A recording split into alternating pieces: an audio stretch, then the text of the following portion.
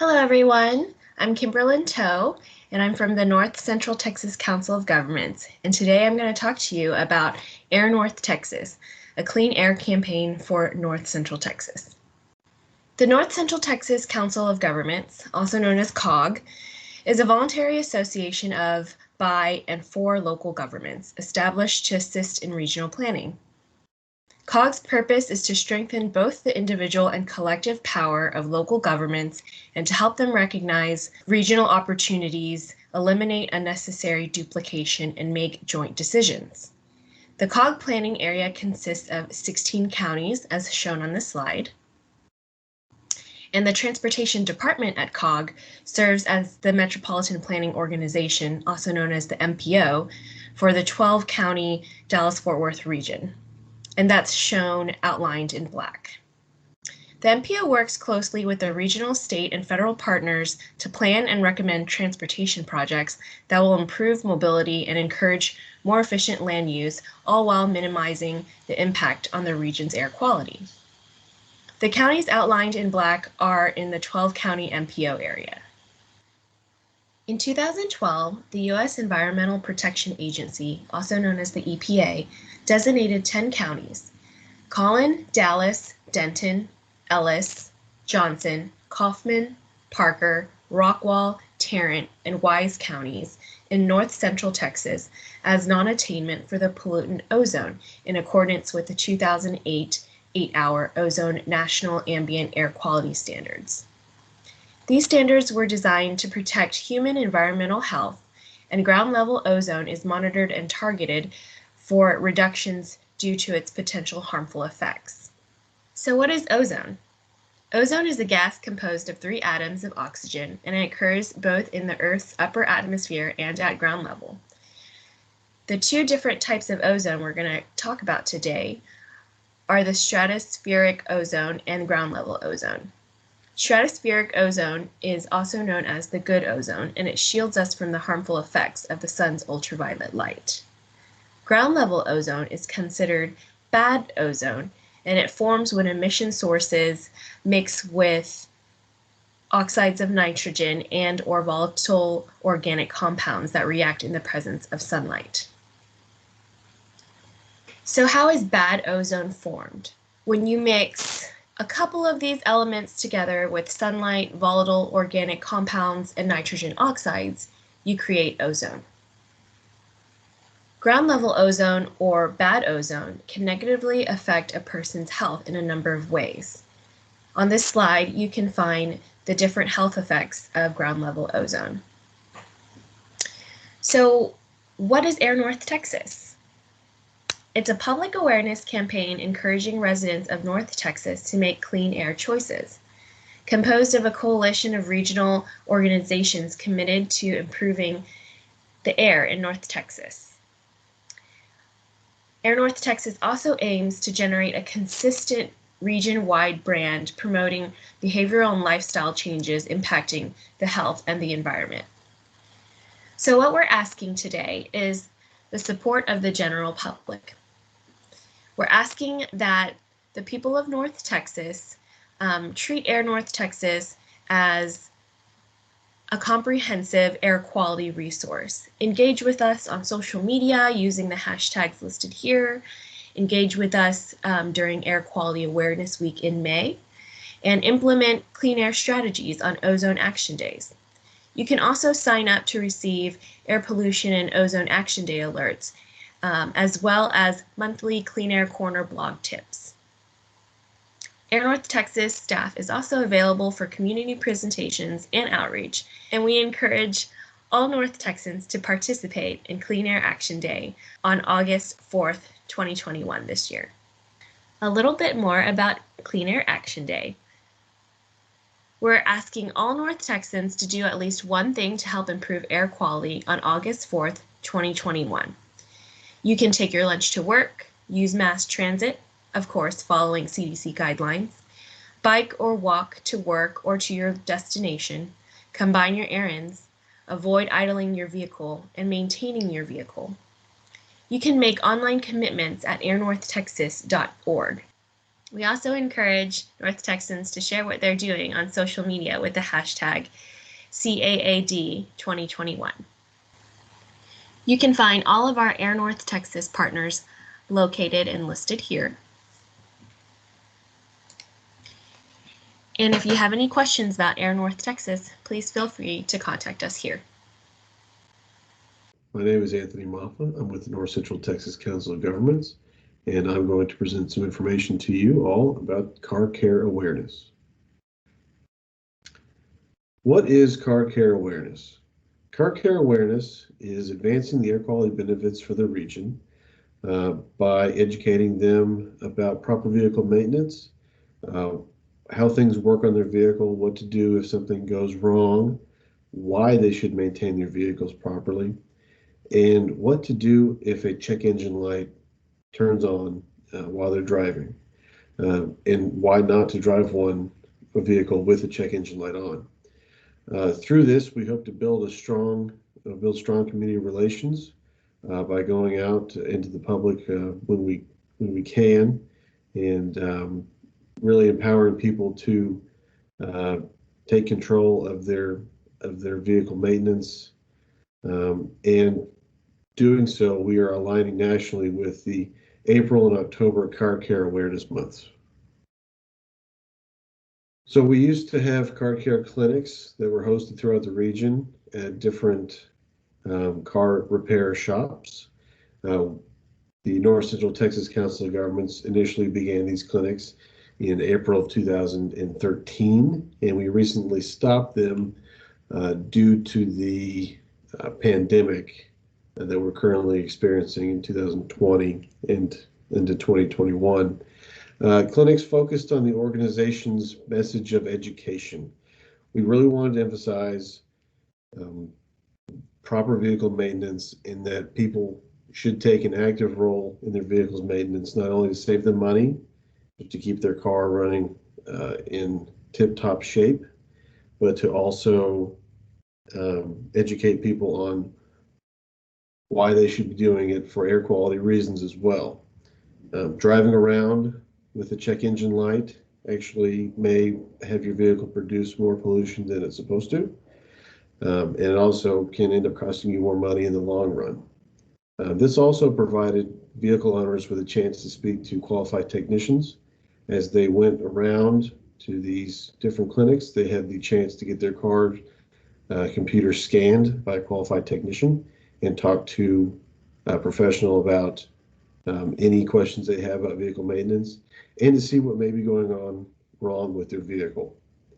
And like I said, we shifted focus to the electronic outreach in 2020 and currently due to the ongoing pandemic. In 2016, we launched the North Texas Car Care Clinic website, which has online education material available for download, as well as car care tips, program status updates, and a contact form that you can use to get in touch with us directly. Here you'll see some photos of our car care clinics that we used to have in the past. As you can see, we had a booth set up with outreach material, and we were there to answer any questions that anybody may have about their vehicle maintenance. We also had many people available, technicians, to answer any questions and scan their vehicle for codes. Unfortunately, we're not doing that currently, but we hope to get back to doing that in the future. You can see that it was a very hands-on approach that we had to helping people with their vehicle. You can see that there was a scan tool in the bottom right corner. If anybody came out of the check engine light, we were able to scan their vehicle, and they could talk to a qualified technician to answer any questions that they may have. Some car care awareness tips.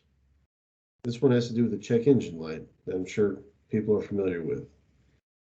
A check engine light indicates a problem that is currently happening, and you need to pay attention to it immediately.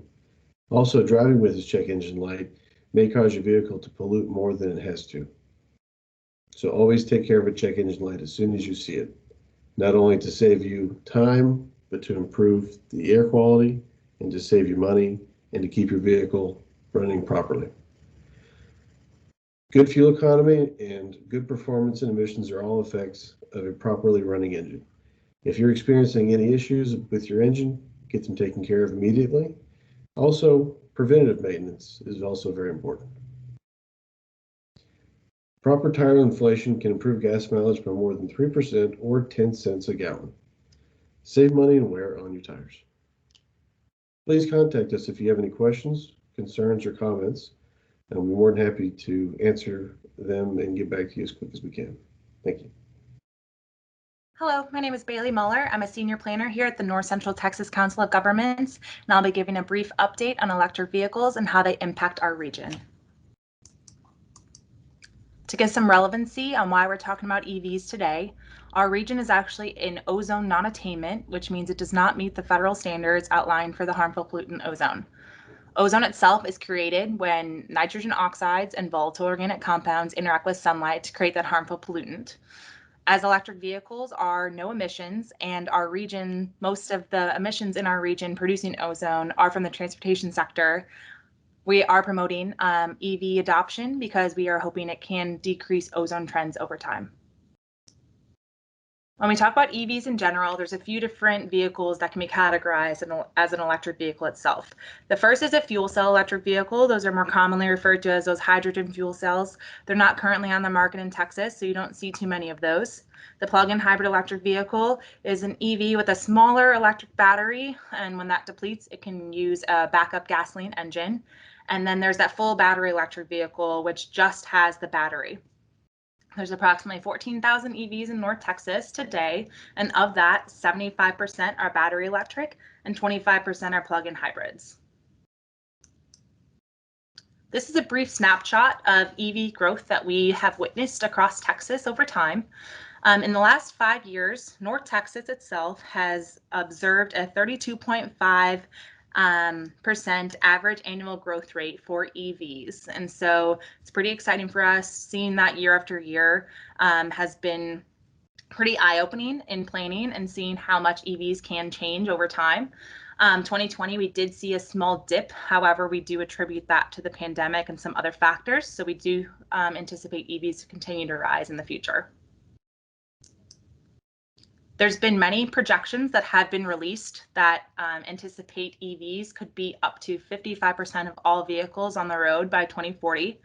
Currently, we're at less than 1% of EVs on the road. And so in less than 20 years, having that rate of change requires us to do a lot of work to be proactive and ready for EVs as they increase on the market and they increase on the roadways themselves. When people are looking to buy a vehicle, there's a couple different tools to see and use in order to figure out if EVs are right for you. The Alternative Fuels Data Center has the vehicle cost calculator, which allows you to compare and assess the total cost of ownership of an electric vehicle versus a similar gasoline vehicle. And so EVs, while they do have a higher sticker price when you're purchasing them at the beginning, they do tend to have lower maintenance costs as well as lower fuel costs over their lifetime. So over the lifespan of the vehicle itself, those do tend to be cheaper over time. There's a couple different levels of charging infrastructure when you do have an EV to take into account.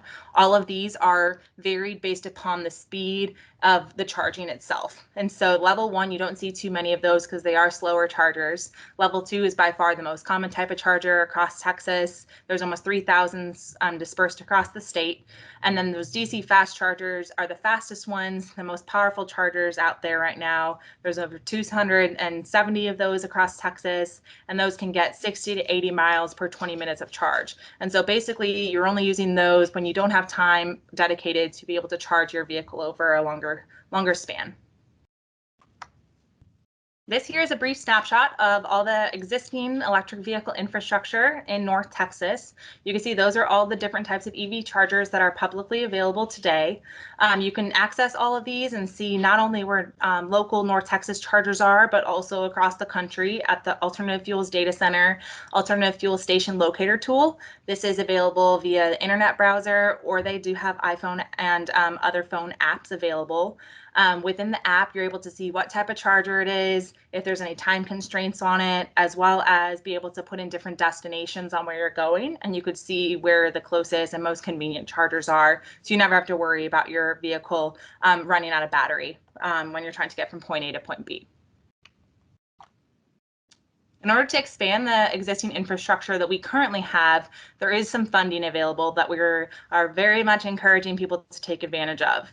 The Volkswagen Settlement Texas Mitigation Plan, the Zero Emission Vehicle Infrastructure, currently has funding open for level 2 chargers, and so will reimburse up to $2,500 per installation and may not exceed 70% of costs for publicly available chargers, as well as 60% of costs for workplace and multi-unit chargers. This Volkswagen money is first come, first serve, and it does go out in September of this year. If you are a private entity, you can pair that with the alternative fuel infrastructure tax credit, which covers an additional 30% of costs, not to exceed $30,000. And you do have to install that before December 31st, 2021. EV charging at workplaces and multi-unit dwellings are two of the areas that we are focusing a lot of outreach on currently. There's a lot of benefits for the property in general. It can differentiate a property. It can show public commitment to being green. It can double EV commuting range for any tenants or workers there. And if you plan and accommodate early, the cost of the EV infrastructure itself with installation costs and everything can be a lot lower. And so we are encouraging people to connect with companies, developers, facility managers to request that infrastructure on site and share details for the current funding so we can get more chargers for those different communities installed. And to do that, we created a couple different flyers that we have for distribution that you can access on these websites right down here. One of them is focusing on workplace charging benefits, and one of them is focusing on multifamily housing benefits. For those that are currently looking to purchase an EV for themselves, there is money for that as well. So the plug-in electric drive vehicle credit funds up to $2,500 to $7,500 based upon the vehicle that you could take advantage of.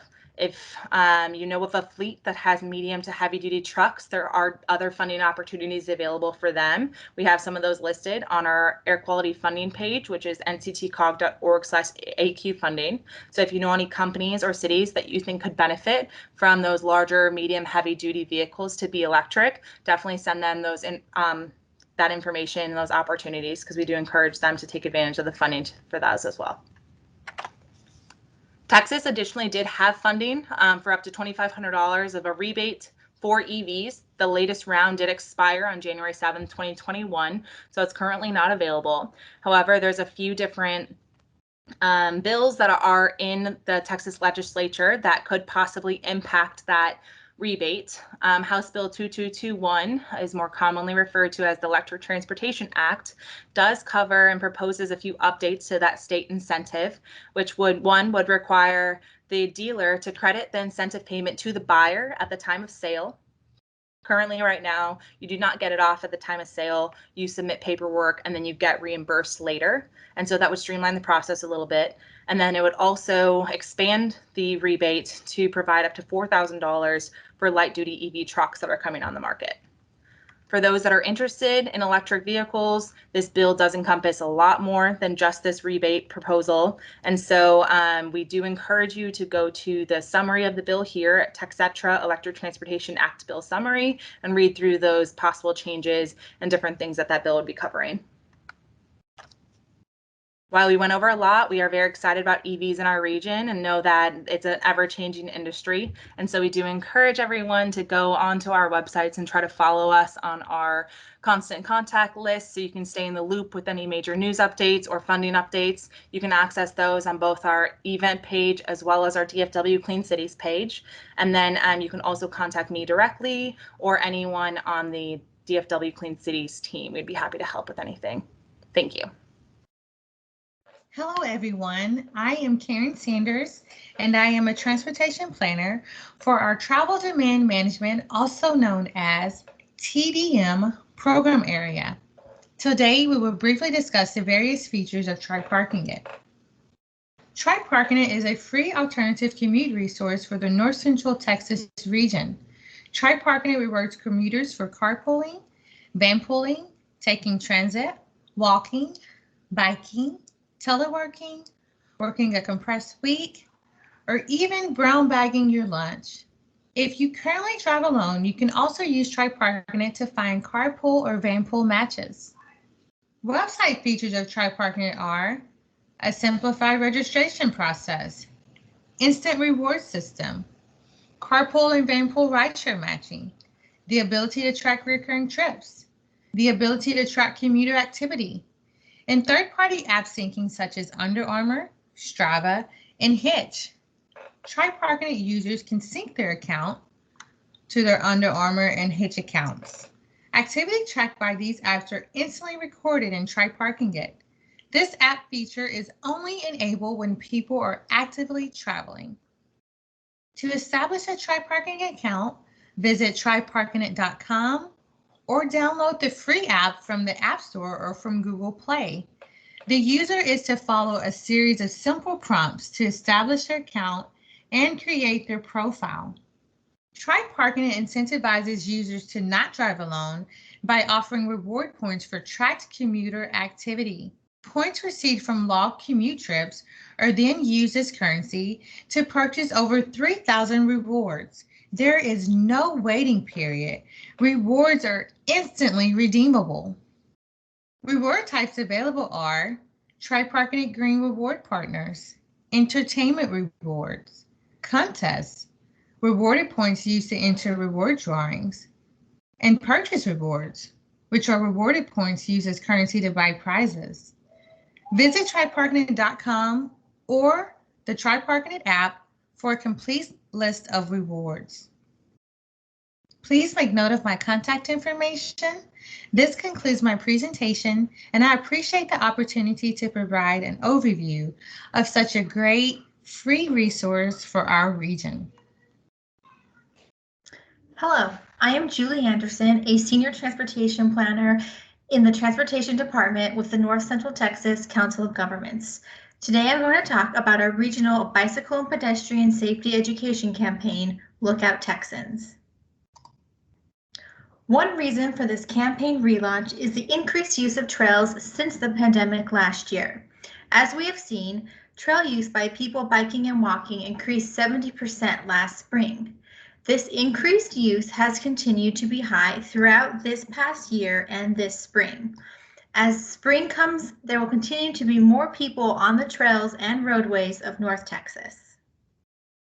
Additionally, both Dallas and Fort Worth were named a pedestrian bicycle focus city by the Federal Highway Administration due to high crash fatalities. These two events led the Council of Governments to launch the Lookout Texans Safety Campaign this spring. The primary messaging for the campaign is people that bike, walk, and drive. Targeted messaging for the campaign was informed by research for the Pedestrian Safety Action Plan. Young adults aged 23 to 33 are most likely to be involved in pedestrian crashes and fatalities, along with minority populations in the region, predominantly being Black residents.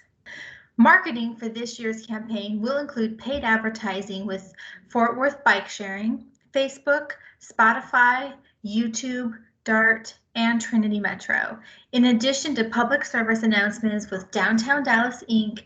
and Downtown Fort Worth Inc. The tips related to walking safety are aimed at people walking and providing them with information on what actions they can take to be safe when interacting with people that drive, such as looking both ways when crossing a street and making eye contact with the driver. The next tip is to remind people to do their part to be seen while walking in dark conditions, such as wearing bright colors or reflective items. Sadly, 80% of fatal pedestrian crashes happen in dark lighting conditions. Our final tip reminder for those walking is to cross in crosswalks. Do so only when the signal has indicated it is your turn, and always cross in front of vehicles, never behind them. As the weather warms up and spring and summer come, remember these tips when you are out walking in your neighborhood. The tips for those biking remind them to stop and yield at traffic signals and stop signs, to always ride in the same direction of traffic, and to be seen with a white light and rear red reflector or light, which is required by state law. These tips will be seen on bicycle kiosks and baskets in Fort Worth. The other focus of Lookout Texans is people driving and how they can interact safely with those biking and walking. The first tip is telling people driving to give at least 3 feet of space when passing a person who is bicycling. We also want to remind people driving to yield to people that are crossing in crosswalks. This tip reminds drivers that most crashes at intersections involve a pedestrian being struck in a crosswalk by someone that is driving. So look out and yield at crosswalks. And finally, a tip to people driving that crosswalks are for pedestrians and to not block the crosswalk. Don't encroach into the crosswalk and look out for people in it. As you are out driving this spring and summer, remember to look out for Texans biking and walking and give them the space and time they need. More information, resources, and tips can be found on the Lookout Texans webpage, lookouttexans.org. There are safety tips for all modes of travel, along with resources for schools to teach biking and walking safety that are TEKS approved. The site also has numerous safety videos for all modes and from around the region. Thank you, and remember to look out for Texans. Hello, everyone. My name is Daniel Snyder, and I'm a transportation planner with the North Central Texas Council of Governments. Since the outbreak of the coronavirus, staff have been monitoring changes in travel data across multiple modes of transportation, such as transit ridership, motor vehicles on freeways, and airline passengers. And while those modes saw a decrease last spring and summer, today we want to share with you how COVID is impacting bicycling and walking in a different manner. Several years ago, COG purchased and installed several trail counters across the region. These units collect the number of people walking and bicycling at a particular location. The technology used includes an infrared sensor counting the movement of pedestrians and inductive loops to register bicyclists by detecting the metal components from the bike. As a result of COVID, residents in North Texas have made several lifestyle changes. When many communities enacted shelter-in-place policies to help stop the spread of the virus, many businesses were forced to adjust. Bicycle stores in the region, however, experienced an overwhelming boom in sales. This was covered in the news not only locally, but also with a national phenomenon. The Katy Trail in Dallas, the most popular trail in the region with the highest volume of users, was so popular that the city of Dallas passed measures to regulate when people could use the Katy Trail based on the first letter of their last name. That's how basic the Katy Trail was. Staff wanted to dive deeper into the data being collected on trails across the region. For this analysis, we reviewed 8 sample locations collecting trail data identified on this map in red. These trail locations include Fort Worth, North Richland Hills, Denton, Allen, Plano, and 3 different sites in Dallas. These counters were installed prior to the coronavirus, so we were able to quantify the impact COVID has had on people bicycling and walking on trails. As you may remember, COVID in our region really escalated in March, where you can see a 50% increase in trail counts compared to March of 2019. Counts continued to experience an increase in the spring season, with trail usage peaking in the month of May.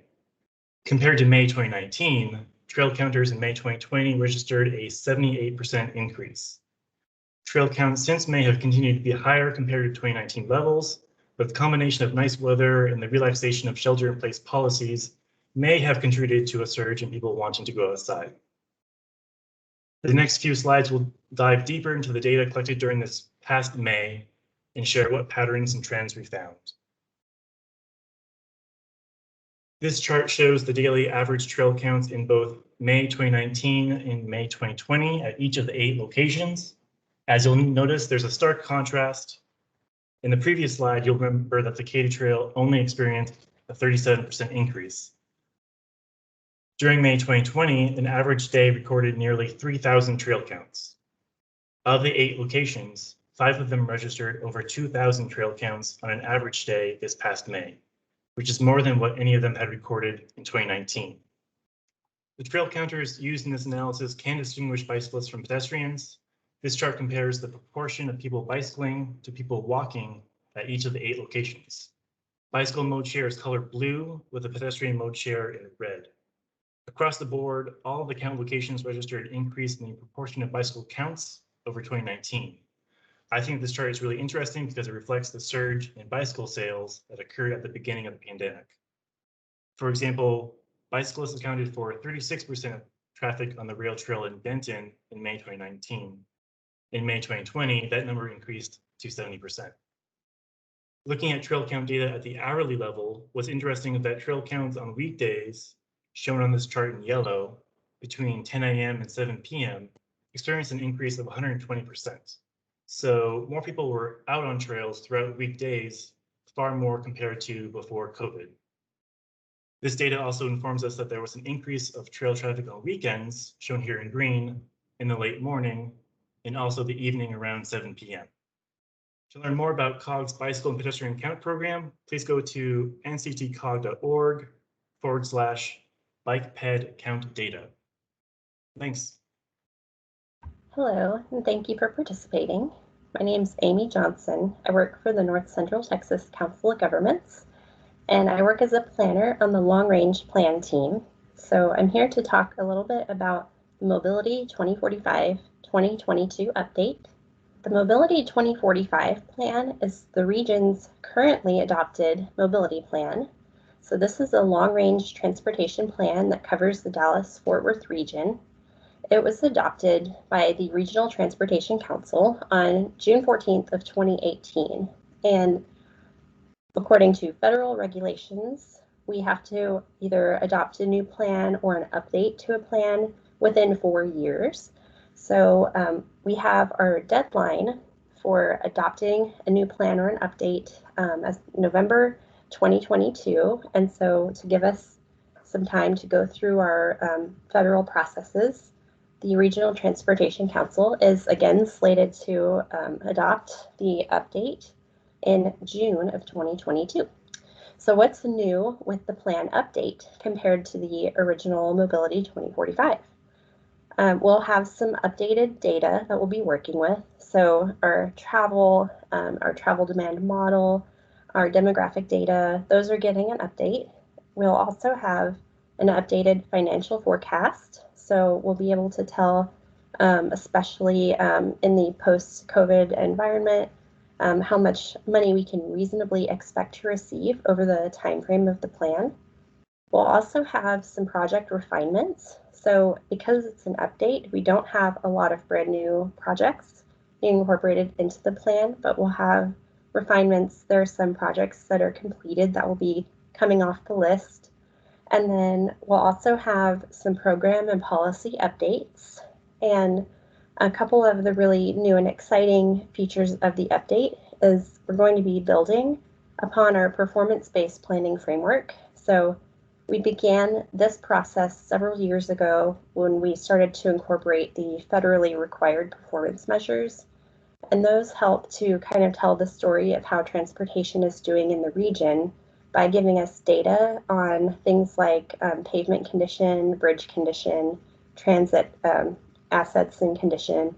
And another thing that we're excited about is that we're launching some new virtual public involvement tools.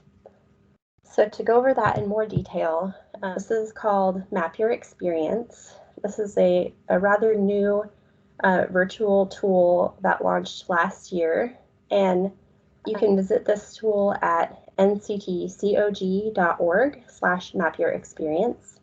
And so what happens with this tool is you go on and you drop a pin on the map anywhere that you may be experiencing transportation trouble, and you can register comments for various modes like pedestrian facilities, bicycle facilities, also roadway issues and transit issues. And this is available in both English and Spanish.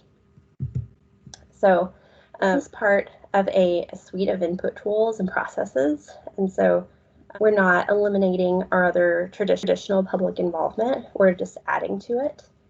And what we'll do with the input is that we will be able to map public comments against our plan's recommendations.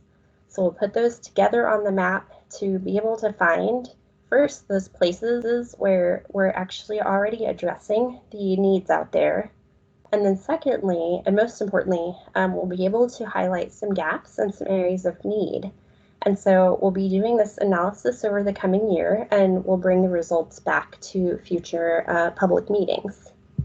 So the components of the mobility plan, and this is also kind of in a schedule format. So we have a few key pieces of the plan that we are updating as we go.